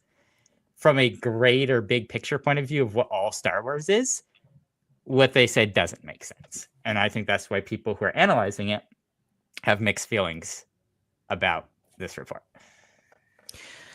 Yeah. I think you're kind of barking up the tree. I think I am too. Hannah, and anything to add to this? No. I think that was a really good monologue. I totally agree. It's just about how do we go forward? Like, it's so easy to say, oh, retrospectively, this would have been the way we'd have done it. But yeah, we're here now. What do we do? So I think the thing to do is to take this page from the Hollywood Reporter, print it out, file it in a thing, and then come back to it in 10 years, and then compare it to what has come out by that point, and see, is this accurate? Is this thing? We got 2 trilogies of Rey movies. Okay, then they were right, spot on. Boris Kit, you nailed it. Or is this thing, or somewhere I'm expecting somewhere in between of these that I would imagine there's people at Lucasfilm right now, maybe not physically, they're probably closed. They should be at home by now. But tomorrow they will be having discussions, perhaps just like this, behind the scenes, trying to figure out what's the next thing to do and what stories they should be telling. So, good luck with that, Kathy and friends. I don't envy your responsibility. Okay, I think we've said enough about that. Like I said, go read the article. It's a lot, and I'm probably misrepresenting some of it because I'm kind of going off of my memory of the article, if I'm being honest. But let's get to some questions. Let's get to ask the SWU. I can speak words occasionally. So we got a few. We got some left over from last week, and we'll start with that one, with a couple of those. Dave of the North asks, we were talking about it earlier, what are your thoughts on using pop songs in the Skeleton Crew trailer instead of orchestra music? How would you feel if the series included Earth pop music? It doesn't fit like last week. Yeah, I'm still in the boat. Like, I think it was really clever and creative for a trailer. It was sort of, a grabbing moment that I think a lot of people talked about.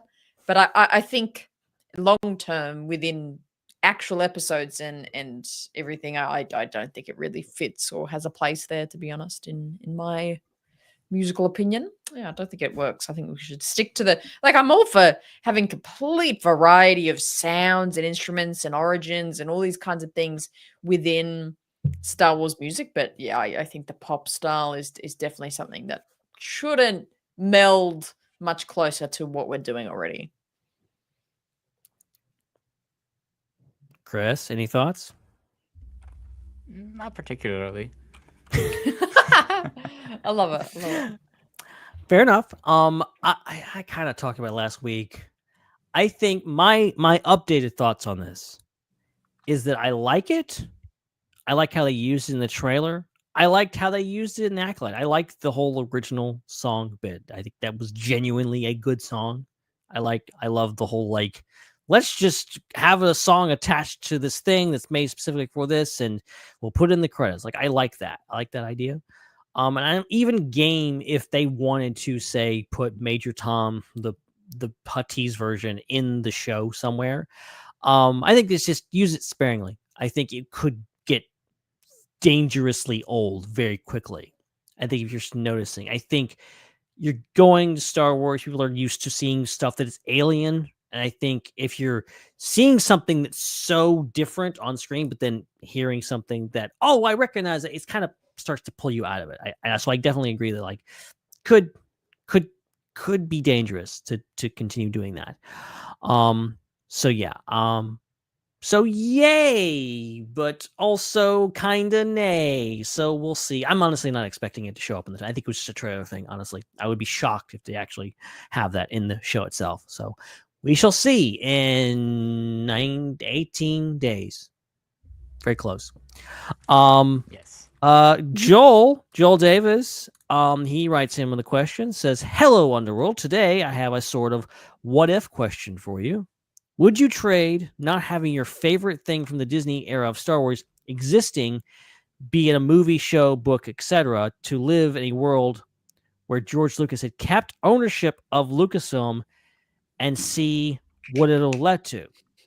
So basically, your favorite Star Wars thing, or George Lucas keeps Star Wars and continues making Star Wars movies and shows. Wait, what? Isn't that the ultimatum? I thought he was asking like what Disney thing that we like would we like to see George do. No. Oh, was that not it? I don't think that's how I would read this. He's saying, could you Let me would pull you it be up. fine? Joel, can you clarify this, I please? think he's saying, would you be fine with your favorite thing from Disney, not happening, and instead George Lucas is making Star Wars still? Because obviously, if George Lucas had kept going, we wouldn't have everything we have now. Yeah, so we most likely wouldn't have whatever your favorite thing is. We're dealing with the alternate timeline here. So it's like you don't even need to say the favorite thing part. Maybe it's confusing that that's added. It's more like, now that we have all this stuff, would you push a button to have it all go away and redo it and have George Lucas making it instead? Well, okay. My answer is yes, but I think it is yes because some of my favorite things, I think he would get pretty close to doing. That's a good point. Clone Wars Season 7. Definitely. And also that's the given. Ahsoka live action. Ahsoka show. Yeah. Which would probably have been an Ahsoka movie even, perhaps. Yeah, that makes sense. Yeah, those are my two favorite things. And we, I feel like we George would have get pretty gotten close to 7, that. 8, 9. It just would not have been that version of 7, 8, 9. Yeah, exactly. Ooh, yeah, this is such an odd thing because as you go all the way back to the time when this decision was made back in 2012, I definitely would have said I'd prefer that George Lucas keeps doing things, I just to make it transparent, I did not dislike the fact that George Lucas sold the franchise to Disney because I knew George Lucas wasn't always going to be alive and something would have had to have happened. And it was clear that there was nobody else that really made sense to be like an heir, kind of like how Gene Roddenberry had a son that like took over Star Trek, or like the heirs of the Tolkien estate we're continuing to control decisions about that franchise and things like that. So I think because, you didn't have like, Jet or Katie Lucas being like, hey, I want to run everything and preparing to do that. I think that inevitably it had to happen at some point. I would say at the time, I would have said it was too early. I would have said, make more movies, make 4 or 5 more movies, make a few TV shows, continue the Clone Wars for 9 seasons and end it, and then sell it to Disney. That's what I would have preferred at the time. The difficulty is, do I think that Star Wars would have had more good stories, would have been more culturally impactful if George Lucas had waited 10 years to sell it at this point now? And my answer would be no, I don't think it would be. I think that Star Wars under George Lucas, let's say that he waits another 10 years and sells it in 2022 instead, and we get 10 years of George Lucas Star Wars. I don't think Star Wars would be as popular, as impactful, and have as many good stories over that 10-year period if it was George Lucas running things. I don't think the George Lucas stories would be bad. I just think there would be less good stories. I don't think they would have an impact. I just think they would have had less of an impact.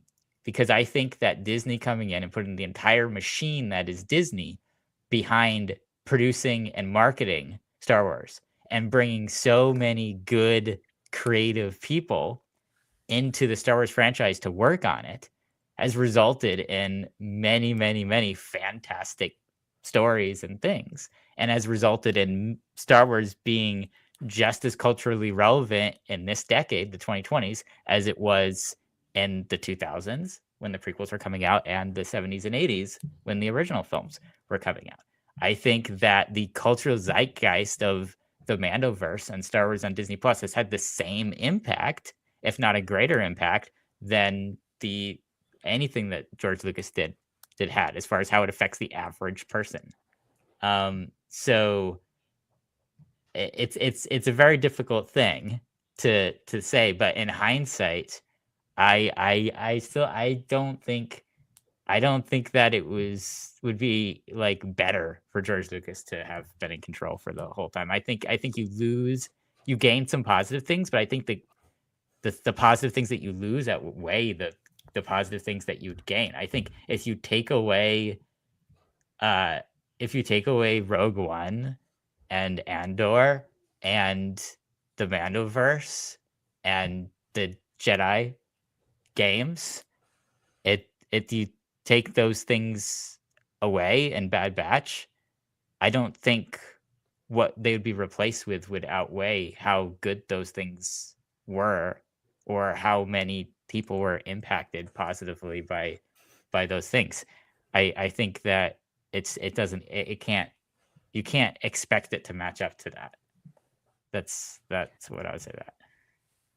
Yeah, I think, to me, like, I think everyone that like fantasizes about like, oh, George Lucas coming back to Star Wars, or the time that George Lucas was in charge of Star Wars, they fantasize it as if like it was perfect, which it wasn't.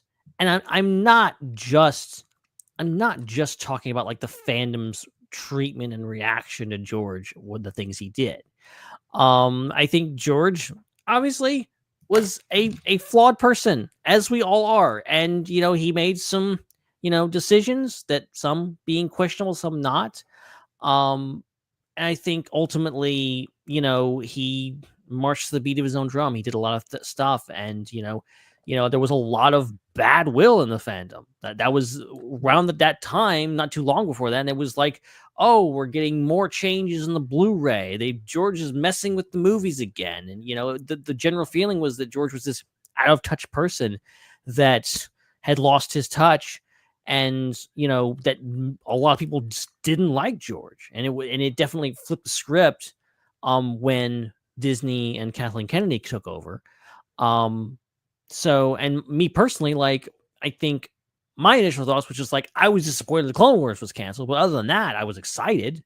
I think I'm still would take what we have anytime over what we could have gotten, because we wouldn't have gotten that much. It would have still been of Clone Wars 2.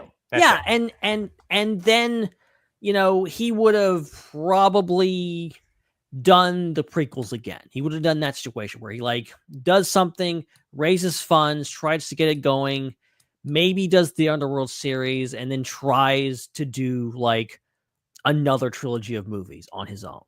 And it would have been that. And then the reactions, I know it's hard to imagine, but being worse than the sequel trilogy, but the reactions to those movies would have been probably even more vitriolic. It would have been even worse. This is why I can't stand the take that there's a problem with Disney Star Wars and Kathleen Kennedy has destroyed Star Wars. Like, I cannot stand that take, because we all know full well that the entire internet tribe of grifters that has sprung up for the sole purpose of hating on Disney and Kathleen Kennedy, not naming names, but we all know who we're talking about. We all know that those people would still exist if George Lucas was in charge, and they would be vehemently anti-George Lucas. And the reason why we know this is because there was an entire tribe of grifters in the pre-internet mediums that existed in the 2000s when George Lucas was making Star Wars movies. At that time, we didn't have YouTube videos or YouTubers. We just had people writing columns in newspapers, but they existed, and they were vehement haters of Star Wars, and their sole career was around hating on Star Wars and other legacy established media. And it was so bad that I'm going to say George Lucas was the first person to get canceled. George Lucas was canceled before it was even a term. I mean, I don't know what else you can call it.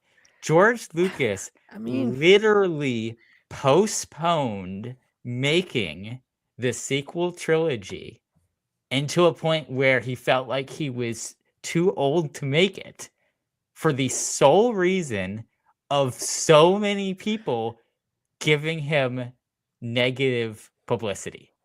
That is called canceling. That is canceling. George Lucas was canceled. So, it's like all these people that are like, oh man, like those rumors that you see, those just horrible, rumors that are posted by websites that people should not visit, these clickbaity fake news websites saying like, George Lucas is coming back. He's coming back to clean house. Yeah. Like he's gonna make the next Star Wars movie. He's gonna take over the Mandoverse or like something wild like that. You all know that wishful thinking that is stoking those rumors and making the people want to write them, propagate them, and then ultimately making people want to click on them because they wish it. It is coming from this very short-term memory, just horribly logically flawed concept that George Lucas sold out and gave the franchise to somebody that went and destroyed it. Like that is just so off base from reality. Like Disney has expanded the value of the Star Wars franchise more than 10-fold since taking over. It is bigger. There are more things that have been made. It is more popular than it was when it was taken over, and would be if they had not taken it over. And yeah, it's just this it's wild that people think this. But again, they're going to think this because they're just, again, it goes back to the theory, which a lot of us in these parts I feel like subscribe to. They're not out there to have a legitimate opinion about something. They're out there because they're in the business of critiquing things for the purpose of critiquing it to make money. That's what's happening in this situation. Yeah, it's not like, rarely is it literally the same people, but the archetype, the people. And in a way, it was even worse 15 years ago. Because 15 years ago, it wasn't just like the YouTube people. I know we're technically YouTube people ourselves, but the other YouTube people that are like constantly dragging Star Wars. If you search Star Wars on YouTube, you know exactly what I'm talking about. It wasn't just those people, because YouTube 15 years ago really was in its infancy. It was also the media. It was anytime Star Wars was brought up. If you're on like a news person brings up Star Wars, or someone on a talk show brings up Star Wars, it was, oh, Star Wars is a joke. George Lucas doesn't know what he's doing. It was that kind of vibe. Always. You could set your clock to this stuff. It was always that thing. And it was always painful to see Star Wars pop up in a way like that, in a context like that, because you knew someone was going to make that joke about Star Wars. And it was, it sucked. And now we've come a long way in that we don't necessarily have that, but we have whole other problems. But the rose-colored glasses of people that are like, oh, I wish George Lucas would come back. And I always come back to the people and say, like, no, you're the reason he left. It's people that constantly are complaining about everything, that don't like anything, are the reason he was just like, no, screw it. I'm not going to deal with you anymore. I can never make you people happy. So I'm going to go off and do my own thing and make movies that no one's ever going to see, apparently. Yeah. I mean, people have been dogpiling since 1980. They have. Like, it's wild for them to say, oh, Star Wars was this perfect, sacred thing, and then George Lucas sold it, and it got defiled. Like, it's wild to hear people say this, because let me remind you what reviews of The Empire Strikes Back were in 1980. People called it a cash grab, a movie designed for the sole purpose to sell action figures. That was the opinion of your greatest movie of all time in the year 1980. In 1983, the opinion of Return of the Jedi was, I cannot believe that George Lucas just took my favorite 2 movies and made a sequel about teddy bears. Screw this. That was the opinion in 1983. I don't even need to convince you about what happened in 1999. We all know that Jake Lloyd was bullied out of school, and it probably permanently negatively set his life on the wrong trajectory and his family's life on the wrong trajectory because of what happened in 1999. We know that if it weren't for a particular director whose name I'm forgetting right now, deciding to give Natalie Portman another chance in 2005, her career would have been over because of how many people were hating on her character and the Star Wars prequels. And, imagine that world where one of the greatest actors of all time, Oscar award-winning actor Natalie Portman, was never given a chance to act after Revenge of the Sith. Like, imagine that. And then also, let me remind you how people despised Dave Filoni in the turn of the decade for being completely irreverent to the established canon about Mandalorians in the Clone Wars. And let's talk about how people thought it was ridiculous that, Anakin all of a sudden has an apprentice and it's this, whiny teenage brat named Ahsoka. And everybody was just dogpiling on that.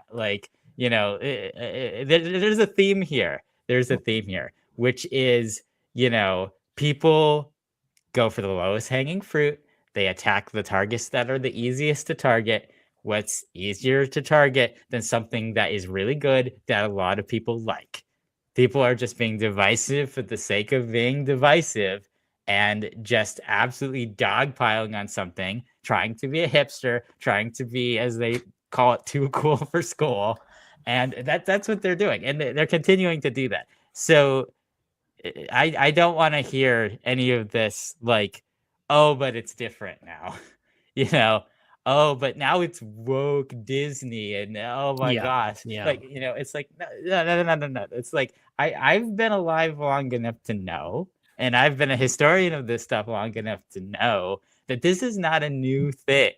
This has been a thing since 1980, because just like with anything else that becomes really popular, whether it's Lady Gaga or Chappelle Roan, there's going to be people who are going to hate it just to hate it. And Star Wars has that too, because it achieved a peak in 1977 of being literally the most popular thing on the planet in our sector of culture and civilization. So ever since then, people have just been trying to tear it off its pedestal of being the thing that lots and lots and lots of people like and appreciate, and it changes a lot of people's lives positively. They've been trying to tear it down to feel better about themselves and to make money and to be relevant and popular when they're not relevant and popular in any other part of their life. They've been trying to do that ever since then. And the whole argument of George Lucas Star Wars versus Disney Star Wars, which is the context of this conversation, is just another chapter in this long drawn out thing that has existed since 1980. Yeah. I've been in, not to keep dragging this out, but I've been in some weird corners of the internet where people will literally go oh yeah, the Star Wars fandom, it wasn't toxic before Last Jedi came out. The Last Jedi made it toxic. Everybody loved everything before then. I'm like, what universe are you in? What things were you just born? Are you 1 year old? Where have you been? It's just insanity. Look what you did, Joel. Look what you did. Gave us this question, broke our brains. Okay, we got one more. Let's finish up with this. We're gonna be here all night, okay, guys. We got to wrap this up at some point. Jesse Bennett sends in a super chat. Thank you so much, Jesse, for sending in the super chat. He's got a simple question. If Star Wars wasn't your number one fandom, what would you be podcasting about instead? I have my answer. Does anybody else have theirs? Yes. Yes. Hannah, you go first. Probably. You know what? This is what I would call it too. I'll be surprised if this is not already taken. I would call it Talkin' Tolkien. It would be a podcast about Lord of the Rings, The Hobbit, and Rings of Power. That would be mine because I feel like my knowledge depth is probably about 60% of my knowledge and depth of Star Wars. Fair enough. Talkin'. That's hard to say quickly though. Chris? Talking. Yeah. I can't even say it. Talking. Talking. Talking. I feel like talking comes off a little bit easier than. It's bad because everybody pronounces Tolkien differently. So yeah. Anyway, yeah, that's fine. I just Tolkien's life is so interesting. As a quick aside, I just love reading about his life.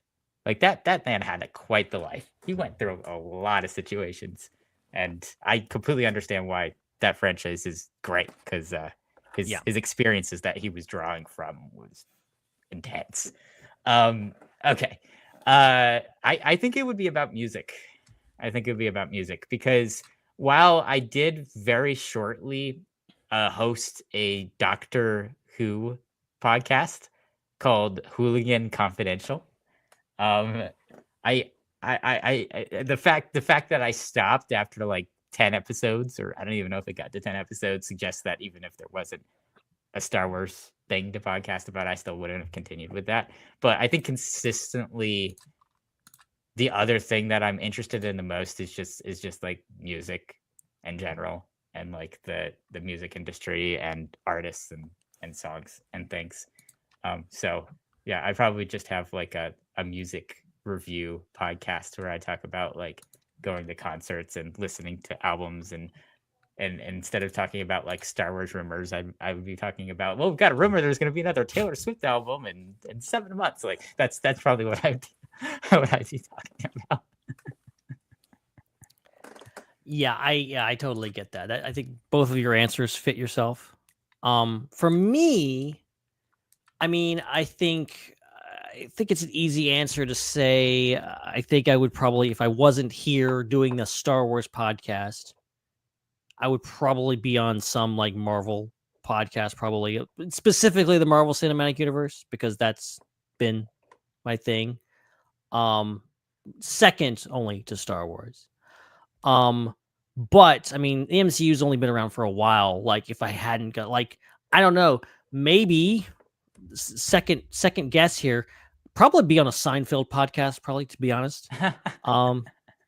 Because that's like, that's like, give me some Seinfeld trivia. I could ace that. No problem. Yeah. Wow. Serenity now. Talking to you later. That's the line. Podcast later. Yeah. I'm trying to think of Seinfeld puns now that could incorporate podcasting. It would be funny if like the podcast started with like a stand-up routine, like every Seinfeld episode starts. What's the deal with barbecues? Yeah, it's a great idea. Well, I can tell you right now, there's only like one Star Wars reference in the entirety of Seinfeld, which is disappointing. So there's probably more there's probably more Seinfeld references in Star Wars than the other way around. That would be such a good video essay. I feel like somebody has referenced Seinfeld at some point. I feel like it has to have happened. I just can't remember where. Maybe. Is it more than I'm trying to think of like the crossover between like actors and stuff like that. I don't think there's much there. Yeah, I wasn't prepared for a whole Seinfeld X Star Wars discussion. So I think unless we have anything else, unless anyone has anything else, unless I'm just freaking rambling like a crazy person, I think we are officially done for the evening, and we can start to wrap this show up. All right. Thank you, everybody, so much for listening. and watching the show. We'll be back next week, same time, same place, with another episode. If you are not watching live, you can find us live on Thursday nights at 9 p.m. Eastern, 6 p.m. Pacific. We're still broadcasting on YouTube. We're still trying to figure out where to put it on Facebook, but it'll probably end up being connected eventually to our new page. It'll be shared probably to the page at some point. Yeah, so we can't broadcast on it just yet because the page is not big enough. But we'll sort that out. But YouTube's definitely I say the place to watch it, because there you can super chat, and it's just a little bit better for live stream experience, I think, than watching it on Facebook. We're also on Twitch. I don't know if anyone actually really does watch us on Twitch. Right now there's nobody, but sometimes a few people do. So it's also over there if that's the only site you use as well. Ben, thank you so much for hosting. Oh, it was a pleasure as always. I for one can be excited about two things at once. I'm excited long term for Andor, and I'm excited short term for Skeleton Crew. So just be thankful that speaking of George Lucas, we wouldn't have any of this without him. We wouldn't have Skeleton Crew or Andor if it hadn't been for the fact that he was willing to sell Star Wars and give us all this amazing stuff. And so we have not one but two shows and a movie. So there's stuff happening, guys. It's I know the world is changing, guys, but Star Wars will hopefully always be there for us. Yes. Hopefully. Fingers crossed on that. Knock on all the wood that's around. Yeah. Please don't take our Star Wars.